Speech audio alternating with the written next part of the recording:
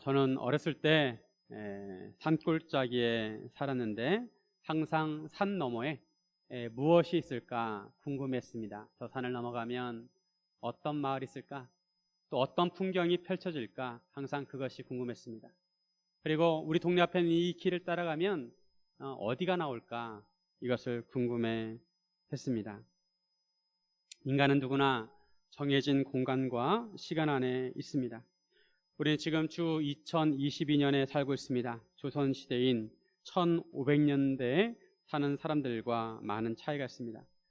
우리는 지금 인천에 살고 있습니다. 남아메리카에 있는 브라질 사람들의 삶과 다른 점이 있습니다. 우리에게 익숙한 지역은 인천이고 2022년의 시간입니다. 이처럼 공간과 시간 안에 있는 인간이 영원하신 하나님을 과연 이해할 수 있을까요? 시간을 초월하는 영원이란 개념을 이해할 수 있을까요? 예수님이 재림하시고 우리가 천국에 가면 이해할 수 있을 것입니다. 인천과 우리나라에서 주로 생활하는 우리가 아프리카나 다른 지역의 공간을 이해하기가 쉽지 않습니다. 우리나라에서도 가보지 않은 도시에 처음 가면 길을 헤매게 되어 있습니다. 익숙하지가 않습니다. 처음 가보는 공간은 낯설게 느껴지고 어디가 어딘지 잘 알지 못합니다. 지구의 공간도 다 이해하지 못하는 우리가 어떻게 우주를 초월하시는 하나님을 이해할 수 있을까요? 하지만 하나님께서 우리를 찾아오셨고 우리를 초대하시고 우리와 함께 하시기를 원하시고 우리를 하나님의 세계로 인도하시기를 원하십니다. 종종 다른 나라로 이민을 가는 사람들이 있습니다. 캐나다로 이민을 가기도 하고 호주로 가기도 합니다. 그런데 다른 나라에서 이민 가서 적응해 산다는 것이 그렇게 쉽지만은 않습니다. 일단 언어가 다릅니다. 문화도 다릅니다. 교통 법규도 다릅니다. 우리나라는 오른쪽으로 차가 다니지만 어떤 나라는 왼쪽으로 차가 다닙니다. 인간 사회에서도 이처럼 다른 세계로 옮기는 것이 쉽지 않은데 우리가 어떻게 하나님의 세계로 옮겨갈 수 있을까요? 우리의 능력은 할 수 없지만 전능하신 하나님께서는 하실 수 있습니다. 다만 우리는 하나님의 인도하심을 받아야 합니다. 오늘은 우리가 어떻게 나를 넘어 하나님에게로 갈 수 있는지, 나의 세계에서 하나님의 세계로 갈 수 있는지 함께 나누기를 원합니다. 첫째, 하나님을 경외할 때 길이 보입니다. 우리가 항상 기억해야 할 것은 하나님에게 생명의 길이 있다는 것입니다. 우리는 평소에 사는데 별 문제를 느끼지 못합니다. 그러다가 사건, 사고를 만날 때 자신의 현실을 직시하게 됩니다. 현타를 느낍니다. 자기 자신을 돌아보면 참 부족한 것도 많고 문제도 많습니다. 현실의 문제를 극복하는데 능력의 한계를 느끼기도 하고 빠르게 변하는 세상을 따라가지 못할 때도 있습니다. 그럴 때 어디로 가야 할지 길을 잃어버리게 됩니다. 어떻게 살아야 할지 걱정이 몰려오게 됩니다. 그럴 때는 하나님밖에 길이 없습니다. 우리가 하나님을 경외할 때 하나님께서 우리에게 길을 보여주십니다. 오늘 본문에 보면 가이사랴라는 곳이 나옵니다. 지난 시간에 요빠라는 곳이 지중해 해변에 있는 성읍이라고 말씀을 드렸습니다. 이 가이사랴는 요빠로부터 지중해 해변을 따라 북쪽으로 50km 정도 올라가면 있는 도시입니다. 헤롯 대왕이 로마 황제를 기리기 위해서 만든 신도시입니다. 가이사랴는 그 당시에 현대적이고 화려한 도시였습니다.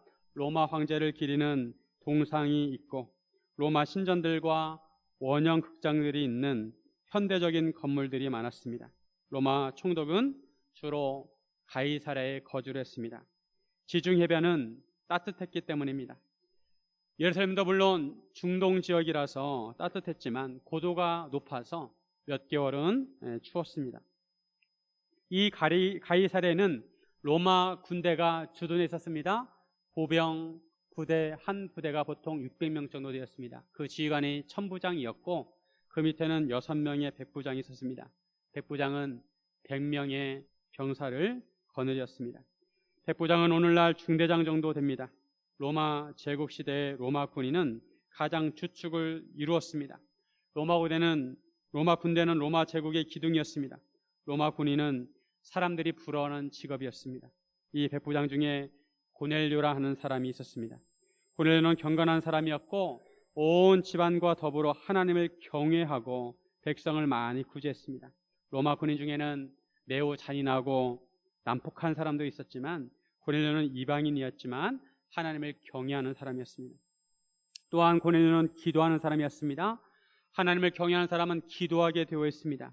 하루는 제9시 즉 오후 3시쯤 기도를 하고 있는데 환상 중에 하나님의 사자를 보았습니다. 성경에 보면 하나님의 사자가 종종 나타납니다. 특히 기도할 때 나타납니다. 기도하다가 하나님의 사자를 보면 얼마나 놀라겠습니까? 사자를 보면 고넬료가 주목하여 보고 두려워 이르되 주여 무슨 일이니까?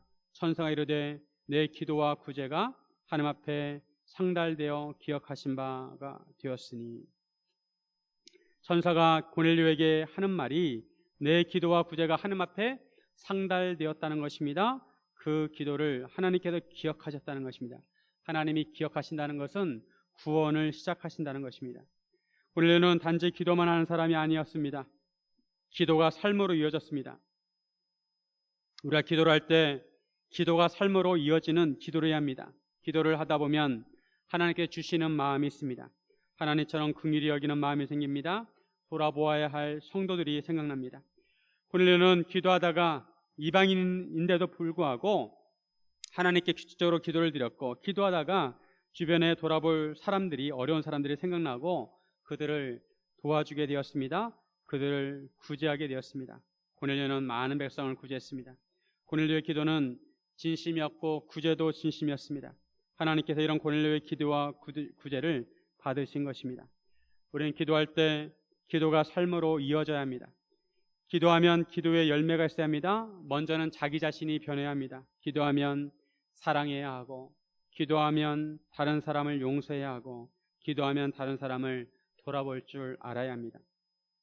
어려운 사람을 도와주고 구제해야 합니다. 기도하면 전도하게 되어 있습니다. 이것이 기도의 열매입니다. 조지 뮬러는 기도의 사람이었습니다. 술과 돈을 원래 좋아했던 사람이고 방탕하게 살았습니다. 그런데 그가 한 기도 모임에 참석하였다가 하나님의 강력한 임재를 느끼게 되었습니다. 그런데 놀라운 것은 그가 그 전에 하나님을 제대로 믿지도 않으면서도 신학교에 가게 되었습니다.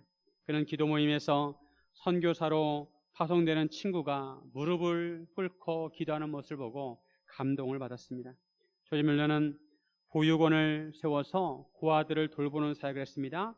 2,000여 명의 고아들을 돌보았다고 합니다.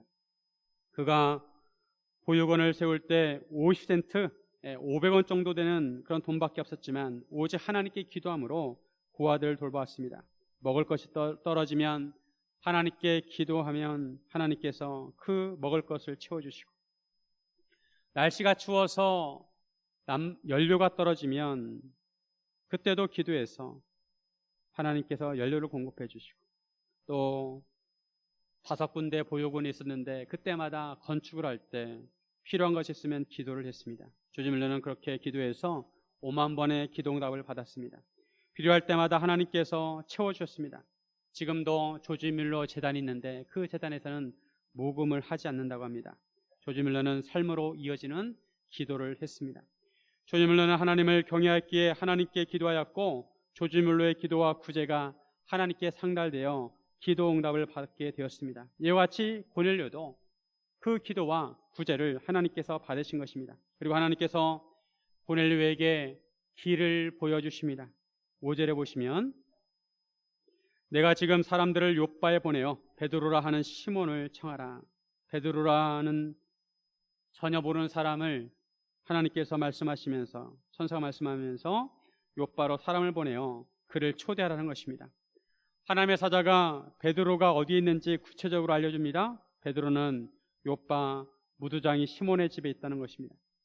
고넬료가 하나님을 경외할 때 하나님께서 고넬료에게 하나님께 나아가는 길을 열어주셨습니다. 고넬료는 하나님을 사모하였지만 하나님께 더 가까이 나아갈 수 없었습니다. 성전 안에 들어갈 수 없었습니다. 그는 이방인이었기 때문입니다. 고넬료는 이방인이었고 복음을 알지 못했습니다. 예수 그리스도를 알지 못했습니다. 하지만 하나님께서는 그런 고넬료에게 베드로를 통해서 복음을 듣게 하십니다. 예수님을 알게 하십니다. 하나님을 경외하는 자에게 하나님에게 갈 수 있는 길을 보여주셨습니다. 여호수아서에 보면 여리고를 정탐할 때 라합이 이스라엘 전당꾼을 숨겨주게 됩니다. 라합이 왜 적군을 숨겨주었을까요? 그것은 하나님을 경외하였기 때문에 그렇습니다. 여호수아 2장 11절에 보시면 여호수아 2장 11절 말씀, 우리가 듣자 곧 마음이 녹았고 너희로 말미암아 사람이 정신을 잃었나니 너희 하나님 여호와는 위로는 하늘에서도 아래로는 땅에서도 하나님이시니라. 라합이 여호와 하나님께서 하신 일을 듣고 하나님을 경외하게 되었습니다. 여호와는 하늘에서도 하나님이시고 땅에서도 하나님이시다, 이렇게 인정하고 고백을 합니다. 라합은 나중에 여리고성이 정복될 때 구원을 받게 됩니다.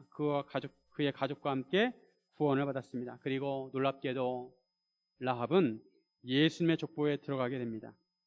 하나님을 경외할 때 하나님께서 나아갈 길을 보여주십니다. 혹시 어디로 갈지 길이 보이지 않습니까? 우리가 하나님의 인도하심을 받고 싶다면 먼저 우리는 하나님을 경외할 줄 알아야 합니다.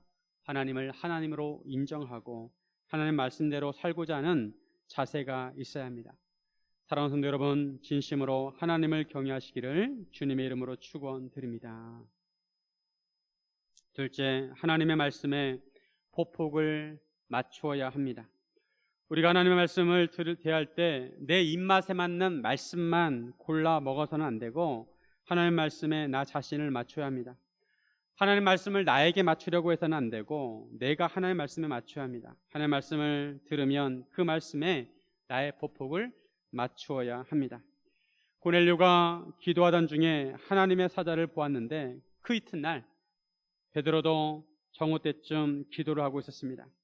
하나님의 역사는 기도하는 사람들을 통해서 이루어집니다. 베드로도 늘 하던 대로 제6시 즉 12시쯤 무두장이 시몬의 집 지붕에 올라가서 기도를 했습니다. 이스라엘 집의 지붕은 평평했습니다. 아래서는 점심 식사를 준비하느라 분주했습니다. 맛있는 냄새가 모락모락 올라왔습니다. 그 냄새가 베드로를 자극했습니다. 그러나도 배가 고픈데 맛있는 냄새가 나면 얼마나 배가 고프겠습니까? 그런데 베드로가 황홀한 중에 하늘이 열리고 한 그릇이 하늘에서 내려옵니다. 큰 보자기 같은 보자기가 내 귀퉁이에 줄이 매어서 하늘에서 내려옵니다. 범선에 보면 큰 돛이 달려 있습니다. 그 돛처럼 생긴 큰 보자기가 내 귀퉁이에 줄이 매어 내려오고 있는 것입니다. 그 안에 보니까 별이벌 짐승이 다 있었습니다. 땅에 있는 네 발 가진 짐승도 있고 기어다니는 것도 있고 공중에 나는 것들도 있었습니다. 베드로가 그 짐승을 보고 있는데 베드로야 일어나 잡아먹으라 하는 소리가 들렸습니다. 베드로가 자세히 보니까 보자기 안에 있는 짐승들이 정결한 짐승만 있는 것이 아니라 부정한 짐승도 있었습니다. 서로 섞여 있었습니다. 정결한 짐승만 있으면 모르겠는데 부정한 짐승과 섞여 있을 때는 그 정결한 짐승도 부정하게 되는 것입니다. 그래서 베드로는 주여 그럴 수 없나이다. 속되고 깨끗하지 아니한 것을 내가 결코 먹지 아니하나이다 라고 합니다. 유대인들은 부정한 음식을 먹지 않습니다. 레위기 11장에 보면 하나님께서 정하신 정한 짐승과 부정한 짐승의 목록이 나옵니다. 그들 기준으로 유대인들은 정한 음식만 먹었습니다. 부정한 것은 먹지 않았습니다. 베드로도 평생 그렇게 살았기 때문에 당연히 보자기에 있는 부정한 짐승들을 보면서 먹을 수 없다고 했습니다. 그런데 두 번째 소리가 들립니다. 15절에 보시면 또 두 번째 소리가 있으되 하나님께서 깨끗하게 하신 것을 내가 속되다 하지 말라 하더라. 하나님께서 깨끗하게 하신 것을 베드로 내가 속되다고 부정하다고 하지 말라는 것입니다. 당연한 말씀입니다. 하나님께서 깨끗하다고 하시는 것은 깨끗한 것입니다. 그런데 어떻게 인간이 그것을 부정하다고 하겠습니까? 하나님께서 깨끗하다고 하시는 것은 깨끗한 것이고 하나님께서 부정하다고 하시는 것은 부정한 것입니다. 이런 일이 3번 있은 후에 그 그릇이 곧 하늘로 올려져 갔습니다. 이런 일이 3번 있다는 것은 하나님께서 깨끗하게 하신 것을 내가 속되다 하지 말라, 이 말씀도 3번 반복되었다는 것입니다. 즉 베드로가 그 소리를 잘못 들은 것이 아니라는 것입니다. 그 말씀은 분명한 하나님의 말씀이었습니다. 그리고 그 보자기가 다시 하늘로 올라갔다는 것은 하나님의 말씀대로 그 보자기에 있는 짐승들이 깨끗하다는 것입니다. 부정하면 하늘로 올라갈 수가 없습니다. 베드로는 순간 혼란을 느꼈습니다. 레위기 11장 말씀에 의하면 분명히 부정한 음식은 먹을 수 없습니다. 그런데 베드로가 방금 들은 말씀에 의하면 그것들은 깨끗하다고 합니다. 율법에 의하면 먹지 말아야 하고 베드로가 방금 들은 말씀에 의하면 먹어야 합니다. 어느 말씀에 따라야 할지 혼란스러웠습니다. 율법을 따라야 할지 자신이 방금 들은 하나님의 말씀을 따라야 할지 헛갈렸습니다. 여러분이 베드로의 입장이라면 여러분은 어떻게 하시겠습니까? 하나님의 말씀을 따라 잡아먹겠습니까? 아니면 율법의 관점에서 잡아먹지 않겠습니까? 그런데 가만히 생각해 보니 예수님께서도 비슷한 말씀을 하신 적이 있습니다. 마가복음 7장 19절에 보면 이는 마음으로 들어가지 아니하고 배로 들어가 뒤로 나감이라. 이러므로 모든 음식물을 깨끗하다 하시니라. 구약에서는 정한 음식과 부정한 음식을 분명히 구분하였는데 예수님께서는 모든 음식물은 깨끗하다고 하신 것입니다. 이것을 어떻게 이해해야 할까요? 하나님께서는 왜 이렇게 헛갈리게 말씀하실까요? 이에 대해 톰 라이트 목사님은 이런 설명을 했습니다. 바울을 비롯해서 신약 성경의 저자들은 모세율법은 하나님이 이스라엘에게 주신 말씀이고 그렇게 존중받아야 마땅하다고 말한다. 그러나 한편으로 바울을 비롯한 신약 성경의 저자들은 예수 그리스도에 비추어 모세의 율법은 특정 목적을 위해 특정 시기에 주어진 하나님의 말씀으로 보아야 한다는 점도 분명히 말했다. 모세를 통해 주신 율법은 분명히 하나님의 말씀이고 의미가 있습니다. 그런데 그 율법은 특정한 목적을 위해 특정한 시기에 주어진 하나님의 말씀이란 것입니다. 하나님께서는 모세를 통해 성막을 짓는 법과 하나님께 제사를 드리는 법을 알려주셨습니다. 그렇다고 우리가 지금 성막을 짓거나 짐승을 잡아서 하나님께 제사를 드리고 있지는 않습니다. 성막과 제사법은 그 시대의 이스라엘 백성을 위한 특별한 목적으로 주어진 율법입니다. 특정한 시대에 특정한 목적으로 주셨습니다. 그러므로 우리는 성경 말씀을 이해할 때 성경의 완성자이신 예수 그리스도를 기준으로 성경을 이해해야 하는 것입니다. 엄마와 5살짜리 꼬마가 길을 가고 있습니다. 5살짜리 꼬마가 얼마나 잘 뛰어다니겠습니까? 한참 길을 가다가 꼬마가 차가 쌩쌩 달리는 길로 뛰어들려고 합니다.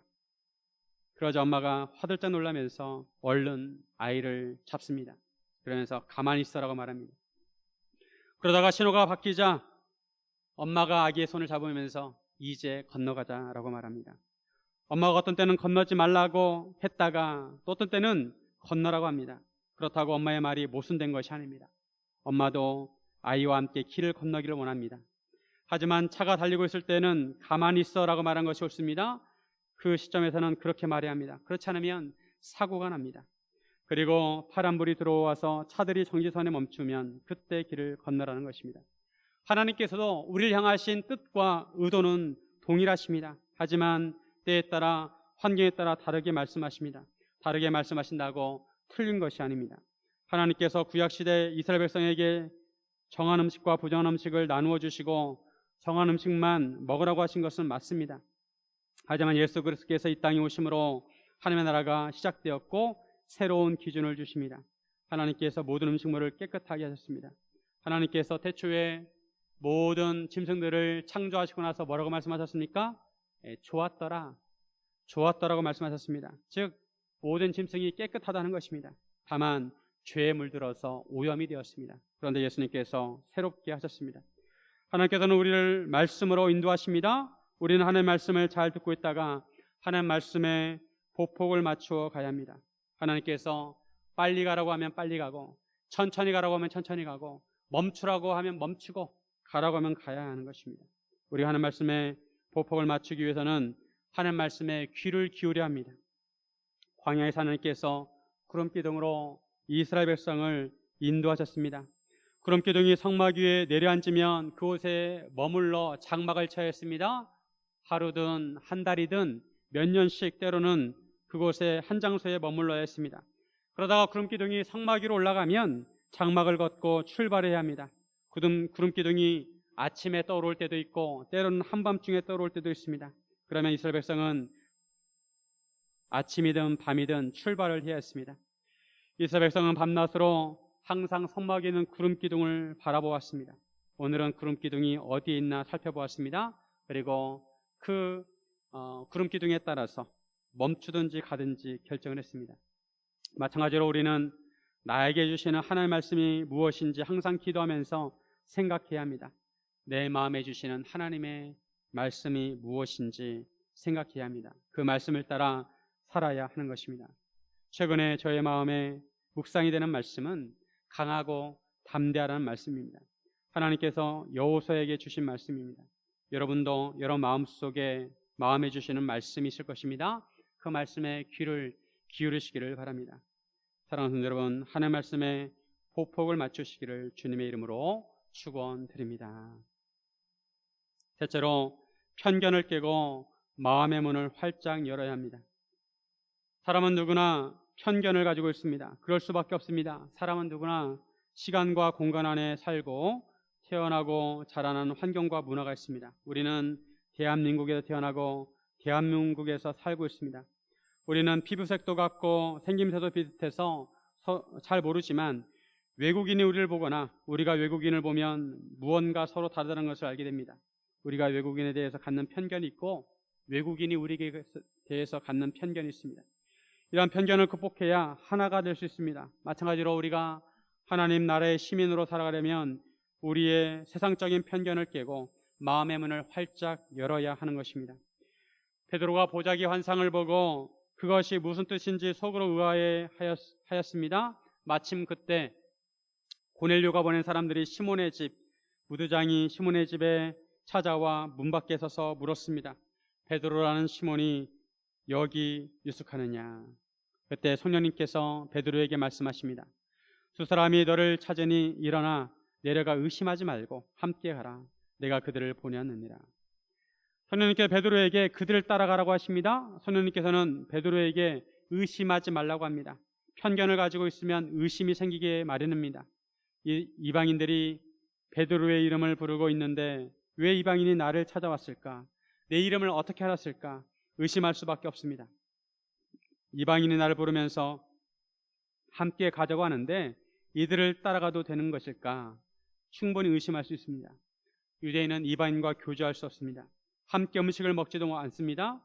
왜냐하면 이방인은 유대인이 그만 음식을 먹기 때문입니다. 그런 이방인들과 함께 하는 것은 부정하다고 생각을 했습니다. 유대인은 이방인과 어울리는 것을 금기시했습니다. 그래서 성령님께서 이방인을 경계하지 말고 함께 가라고 하십니다. 이것은 베드로 입장에서 모험이었습니다.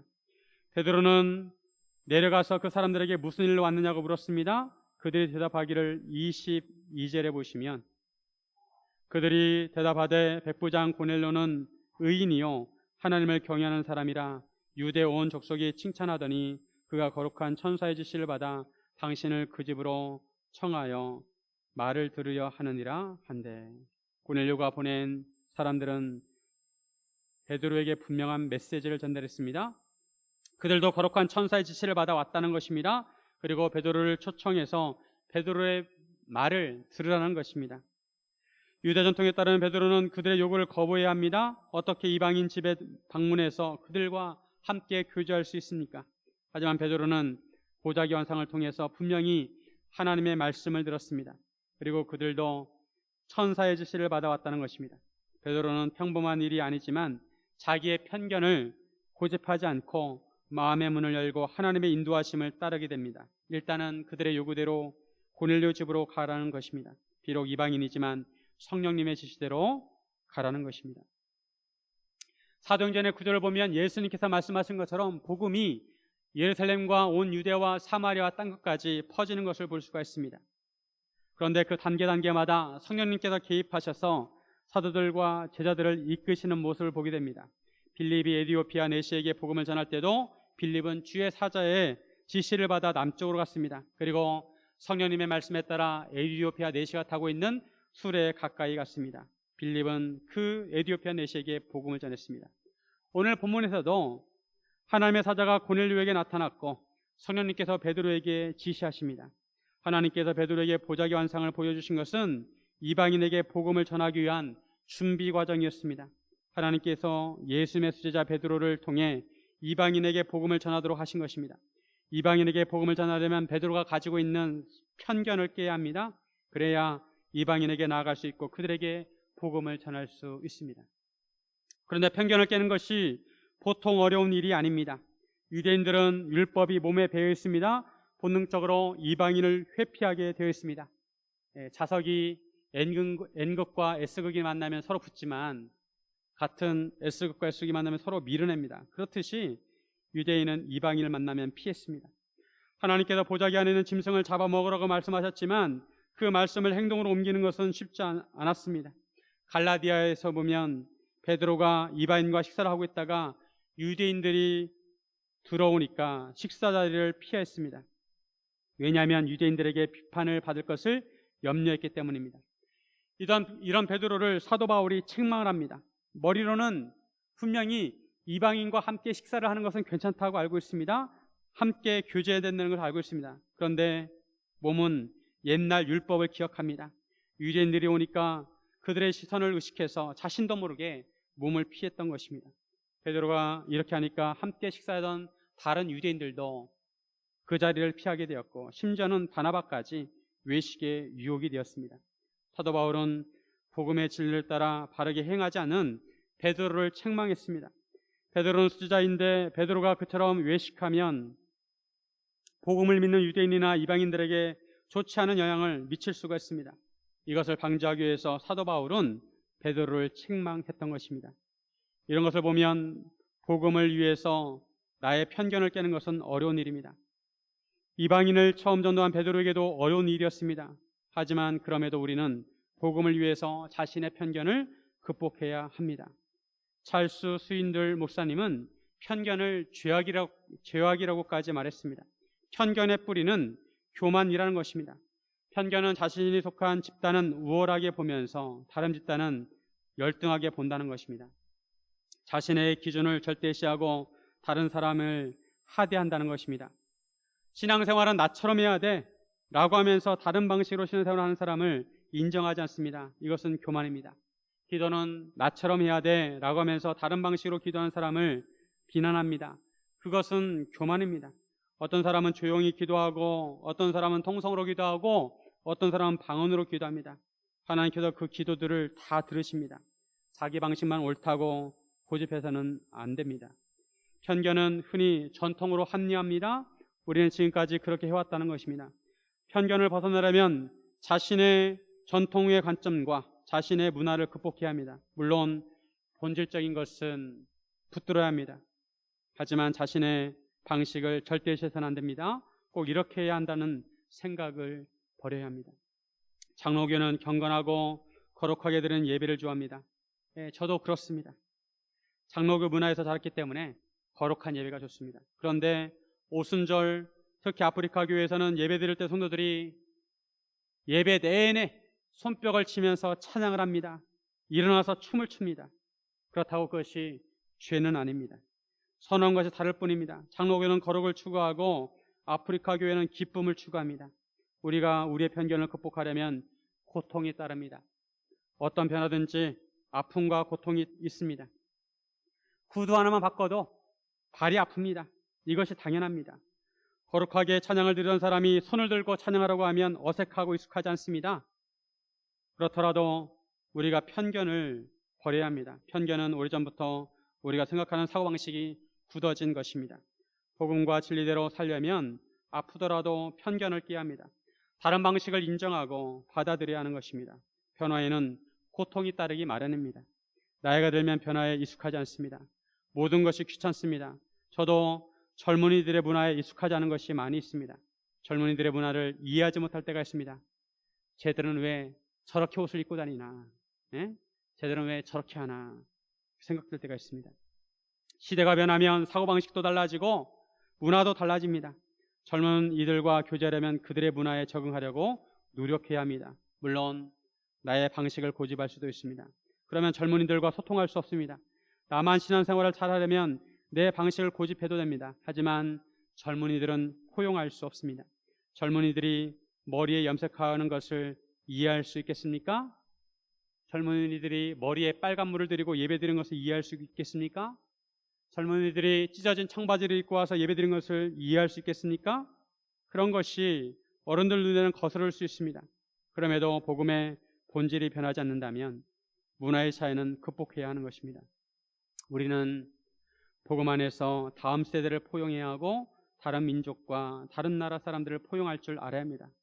천국에는 하나님 보좌 앞에 모든 족속과 모든 나라와 모든 방언과 모든 언어가 모이기 때문입니다. 요한계시록 7장 9절에 보면 이 일 후에 내가 보니 각 나라와 족속과 백성과 방언에서 아무도 능히 설 수 없는 큰 무리가 나와 흰 옷을 입고 손에 종려나무 가지를 들고 보좌 앞과 여러 어린 양 앞에 서서, 이것이 바로 천국의 모습입니다. 베드로는 어부였습니다. 하지만 자신을 넘어 예수님을 따랐을 때 그는 예수님의 제자가 되었습니다. 바울은 핍박자였습니다. 하지만 그는 하나님을 따랐을 때, 자신을 넘어 하나님을 따랐을 때 그는 이방인의 사도가 되었습니다. 사랑하는 성도 여러분, 우리는 하나님의 백성입니다. 하나님의 말씀과 인도하심을 따라 나를 넘어 하나님께로 가시기를 주님의 이름으로 축원드립니다. 함께 기도하겠습니다.